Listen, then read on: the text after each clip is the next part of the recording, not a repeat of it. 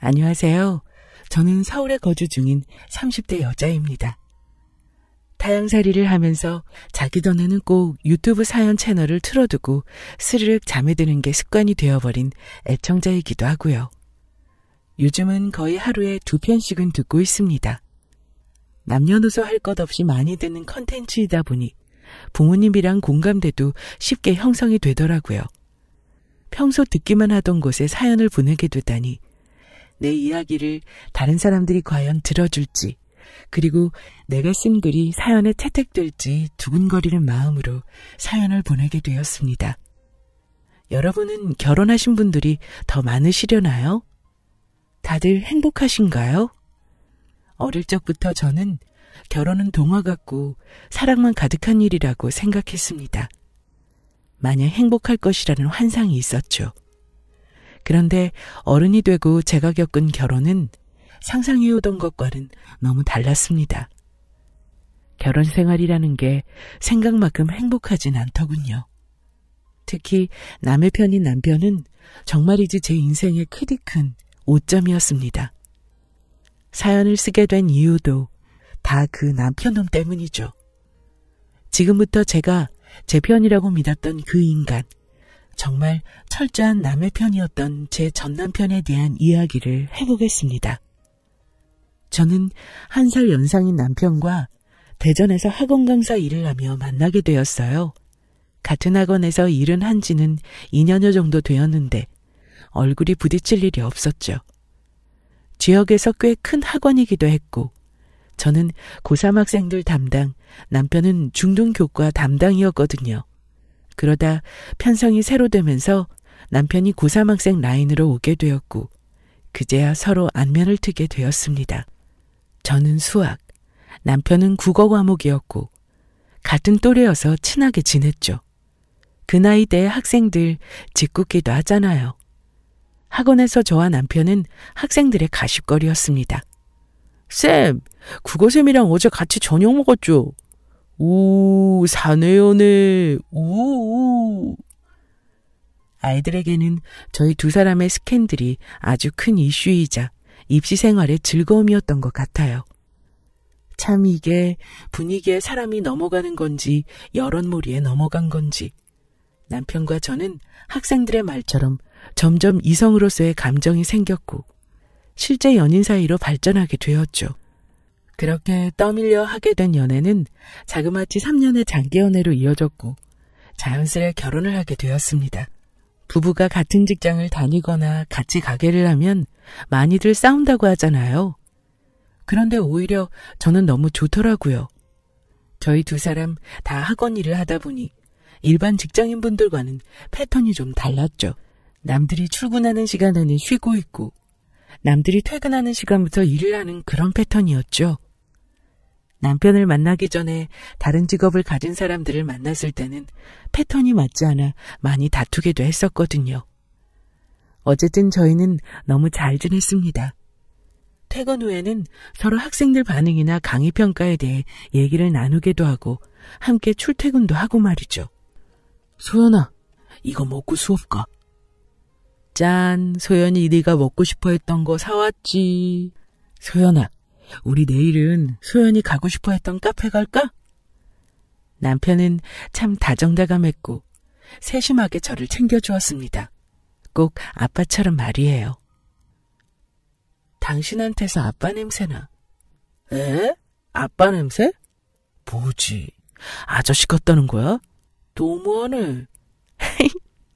그게 아니라 정말로 당신 이렇게 안고 있으면 너무 포근해서 좋다고. 저는 친정아버지를 일찍 여의었던 터라 남편의 그런 챙김이 싫지만은 않았습니다. 저를 안아주는 남편의 품은 정말 포근했거든요. 친정엄마도 제가 안정감 있게 살아가는 걸 보시면서 참 마음이 놓인다고 하셨습니다. 그렇게 마냥 행복한 일들만 이어질 거라고 너무 당연하게 생각한 탓이었을까요? 이제는 좀 적당히 행복해하라며 하늘은 저에게 하나의 시련을 주었습니다. 친정 쪽으로 유방질환 유전이 있어서 저는 정기적으로 검사를 해왔습니다. 여자는 특히 엄마 병력을 잘 담는다고 하잖아요. 그래서 20대부터 꾸준히 신경을 써오고 있었죠. 항상 특이한 점 없이 받아오던 검사였기에 그 당시에도 가벼운 마음으로 병원에 갔어요. 이번에도 아무 이상 없겠지 하면서 말입니다. 왼쪽은 괜찮은데 오른쪽 모양이 조금 이상하네요. 그런데 한참 초음파를 들여다보던 의사 선생님이 오른쪽 가슴에서 혹이 보이는데 일반 무릎과는 모양이 조금 다르다는 거예요. 모양이 좋지 않다고 말입니다. 이거는 조직 검사할게요. 혹시 모르니까 하는 거예요. 너무 걱정하지 말고요. 걱정이 안 될 리가 있나요? 검사 결과가 나오기 전까지 누구한테 말도 못하고 한참을 끙끙거리며 스스로 마인드 컨트롤을 하고 있었어요. 나는 젊으니까 괜찮을 거야. 설마 암이겠어? 라고 말이죠. 그런데 나이는 상관이 없었나 봅니다. 검사 결과 모양이 좋지 않았던 게 좋지 않은 세포였죠. 그래도 운이 좋았어요. 정말 극초기에 발견되어서 항암 치료 없이 수술로 제거해내기만 하면 되었죠. 소연이 네가 엄마 잘못 만나서 그런 수술까지 하나 보다. 우리 아가 안쓰러워서 어떡해. 엄마는 제 이야기를 듣고는 내내 당신 탓이라며 그렇게 미안해 하셨네요. 저는 당연히 그게 무슨 엄마 탓이냐고 그런 생각 말라며 엄마를 달랬죠. 정말 엄마 탓이 아닌걸요? 제 몸에서 생긴 건데 그게 왜 엄마 탓이겠어요? 제가 몸 관리를 못한 탓이죠. 그렇게 엄마와 남편을 두고 수술대에 올랐습니다. 정말 깔끔하게 수술이 잘 되었어요. 대신 매년 정기적으로 추적 검사를 해야 하고 여성 호르몬 억제제를 먹어야 했지만 말입니다. 소연 씨, 몸은 좀 괜찮아요? 아마 앞으로는 수술한 쪽 팔을 많이 쓰면 뻐근할 수도 있어요. 당연한 얘기지만 스트레스는 당연히 덜 받아야 하고요. 먹는 것도 신경 써야 합니다. 수술 후에도 관리를 잘 해야 한다는 의사 선생님의 말도 그렇고 저도 무서웠습니다. 뭐든 관리가 중요하잖아요. 그리고 또 재발하면 어쩌나는 생각에 두려운 게 가장 컸죠. 나 1년 정도 쉴까 봐. 입시 과목 학원 강사라는 직업 특성상 일주일 한 달을 쉰다는 건 사실상 불가능했어요. 아이들도 선생님이 갑작스레 바뀌었다 다시 나오면 적응하기도 힘들고요. 원장님과 상의 끝에 1년간 쉬고 복직하는 건 어떠냐는 의견이 나왔었죠. 혼자만의 일이 아니기에 남편에게도 상의를 했어요. 그런데 돌아오는 남편의 대답은 참 매정했습니다. 굳이 그렇게까지 해야 할 필요가 있나? 아니, 내 말은 당신 수술한 거 회복은 당연히 해야지. 그런데 완전 극초기이기도 했고 한 일주일 정도만 대체 강사 세우고 다시 복직하는 게 낫지 않나 해서. 우리 나이도 젊어서 금방 회복될걸? 무슨 소린지. 저 말을 듣는데 남편은 제가 일하기 싫어서 엄살을 부리는 걸로 보는 건가? 그런 생각이 들더군요. 그렇죠.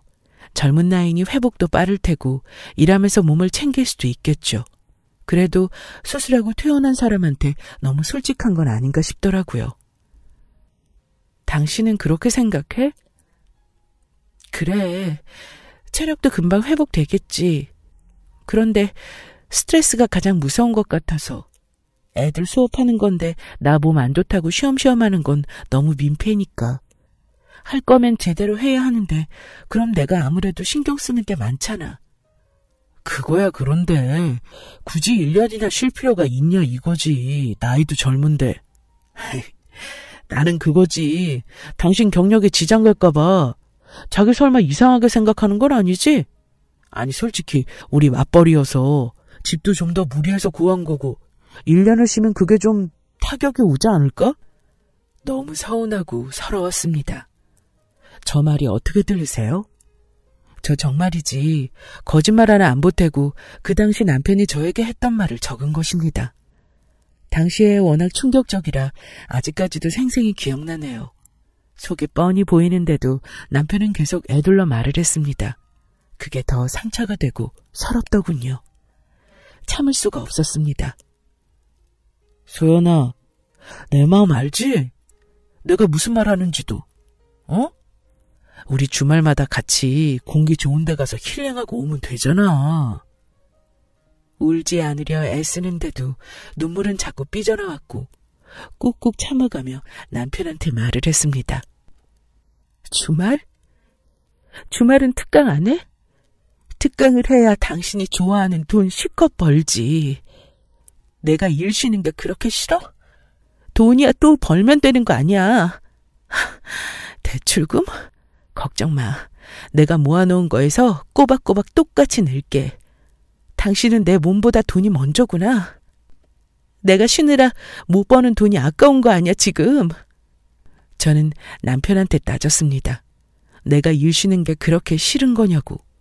돈이야 또 벌면 되는 거지. 당신은 내가 1년 겨우 쉬는 게 아깝냐고 말이에요. 남편은 제 말을 듣고 한참을 아무 말 없이 저를 바라보았습니다. 저는 남편이 가만히 있길래 저한테 미안해서 그런 건 줄 알았거든요. 그런데 뭐라고 했는 줄 아세요? 그래, 당신 몸이 먼저지. 나도 당신 몸이 먼저야. 대신 당신이 휴직 기간을 갖더라도 우리 결혼 전에 약속했던 거에 대한 책임감을 갖고 생활했으면 해. 결국 적에 걸렸던 거죠. 결혼 전에 남편의 제안으로 결혼생활 원칙을 정한 게 있었습니다. 서로 맞벌이니 집 대출금 갖고 공동생활비 외에는 각자 벌어서 각자 쓸 것. 부모님 용돈도 각자 부모님 건 각자 알아서 챙겨드릴 것. 그게 원칙이었습니다. 그러니까 남편 놈은 제가 휴직을 하게 되면 자기가 저런 걸 다 떠안을까봐 그게 싫어서 저한테 계속 일을 하라고 했던 거였죠. 당신도 당신 돈 벌어서 쓰던 사람인데 아무래도 쉬다 보면 좀 그럴 거 아니야. 그래서 나는 당신이 쉬면서 금전적으로 좀 힘들지 않을까 해서 얘기한 거였어.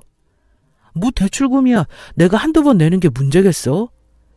그런데 장모님 용돈도 그렇고 당신이 아무래도 돈이 부족할까 봐. 장모님 용돈은 꼭 드려야 하니까.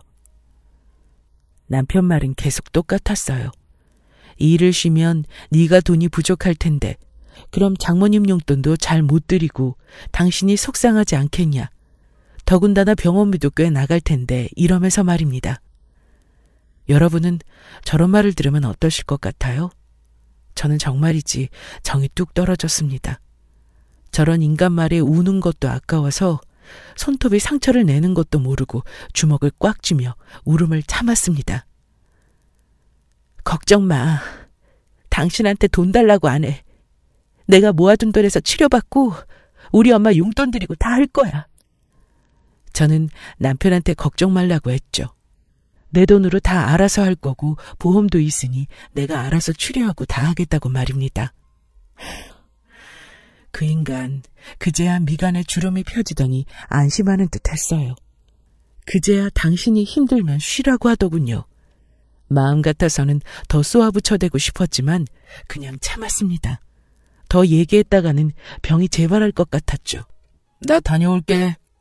폭풍 같았던 그날의 다툼이 지나고 얼마 안 있어 다시 평범한 일상이었어요. 남편은 같은 시간에 출퇴근을 했고 돈 문제 빼고는 저한테도 똑같이 대했습니다. 다만 다른 게 있다면 저는 남편한테 상처받은 상태였다는 것과 저는 쉬고 있다는 것, 그 두 가지였죠. 그래도 그 당시에는 남편이라고 저를 챙겨주고 다정하게 대하는 남편 놈이 나름 힘이 되었죠. 사실 많이 의지를 했습니다. 멍청하게도 말이에요. 변명을 하자면 제가 속을 털어놓고 의지할 수 있는 게 당시의 남편뿐이었거든요. 가뜩이나 당신 때문에 제가 아픈 거라고 미안해하시는 엄마한테 힘든 내색은 당연히 못했고 동료들이나 친구들한테도 괜히 아픈 사람이라는 인식을 주고 싶지 않아 씩씩하고 아무렇지 않은 척했죠. 그런데 사랑, 재채기, 가난은 숨기려 해도 숨겨지지 않는다고 하잖아요. 그중 세 번째인 가난.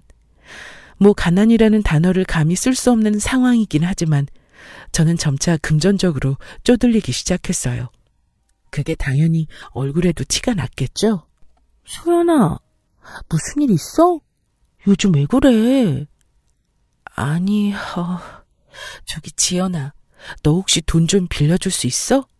돈? 갑자기? 너 무슨 일 있어? 일 없다니까. 그냥 엄마 생활비. 다행히 저희 집 상황을 잘 알던 친구였고, 친구는 선뜻 돈을 내주었습니다. 갚을 필요 없으니 얼른 보내드리라고 말이죠. 저는 저한테 돈을 잘 안 씁니다. 굳이 쓸 필요가 없다고 생각하거든요. 옷 한 벌을 살 때도 한 달은 생각하고 사는 편입니다. 그런데 딱 하나, 제가 정말 필요하다고 생각하는 곳이 있어요. 바로 저희 친정엄마한테 드리는 생활비였습니다. 저희 친정은 많이 힘들었습니다. 자식이라고는 저 하나였고, 아버지가 일찍 돌아가셔서 엄마 혼자 온갖 일을 다 하시면서 저를 키워내셨죠. 생전에 아빠가 사업으로 남기고 간 빚이 있어서 그 빚을 갚으랴, 저를 키워내랴. 엄마가 돈을 모으시기엔 너무 힘든 상황이었어요. 그나마 제가 성인이 되어서는 대학 때부터 과외로, 졸업 후에는 학원 강사로 돈을 벌어서 나름 전보다는 평범하게 살아가고 있었죠. 이것저것 포함해서 매달 100만 원씩 엄마한테 돈을 들여오고 있었어요. 그런데 유방암이 엄마를 찾아왔고, 엄마는 저보다 늦게 발견하신 탓에 수술을 해도 항암 치료를 하셨어야 했죠. 다행히 관리를 잘 하신 탓에 8년이 지난 지금도 재발 한 번 없이 건강하세요. 소연아, 엄마 이제 일해도 될 것 같지 않아? 됐어. 그런 소리 하지 마. 항상 관리가 중요해, 엄마. 내가 생활비 보내주잖아. 엄마는 저한테 생활비 받는 게 미안하다며 굳이 일을 하셔야겠다고 하셨죠. 사실 자식 입장에서는 부모가 평생을 일을 했는데 또다시 일하는 게 반갑지만은 않잖아요. 그런데 또 엄마는 그게 아니셨나 봐요. 결국 타협점을 본 게 파트타임으로 일을 하시는 거였죠. 딸, 돈 안 보내도 괜찮아. 엄마도 일하잖아. 됐어. 엄마 딸 충분히 여유 되네요. 거짓말이었어요. 일을 쉬면서부터는 모아둔 돈을 쪼개서 쓰고는 했는데 점점 부족해졌죠.